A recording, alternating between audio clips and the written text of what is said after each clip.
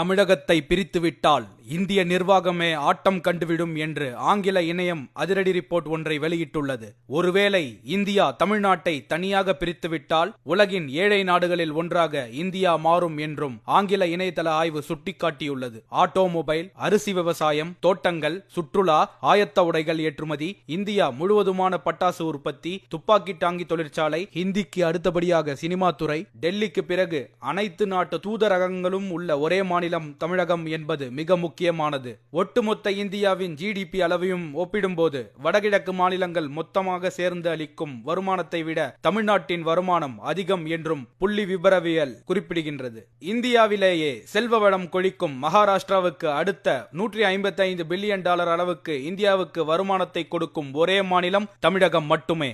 1960 இந்தியாவின் ஏழை மாநிலங்களில் ஒன்றான தமிழ்நாடு இன்று இந்தியாவின் முதல் 5 பணக்கார மாநிலங்களில் ஒன்றாக தமிழகம் திகழ்கிறது. உலக நாடுகளில் கிட்டத்தட்ட 5 நாடுகளில் தேசிய மொழியாக தமிழ் மொழி உருவெடுத்துள்ளது. 2ஆம் மொழியாக அங்கீகாரத்துக்கு 20 நாடுகளில் காத்திருக்கும் ஒரே மொழியும் தமிழ்தான். இப்படி இருக்கும் போது தமிழகம் பிரிந்தால் இந்தியாவின் நிர்வாகமே ஆட்டம் கண்டுவிடும் என்பது உறுதி. தமிழ்நாடு யானை போன்றது. துரதிருஷ்டவசமாக அதன் பலம் அதற்கு தெரிவது என்பதும் குறிப்பிடத்தக்கது.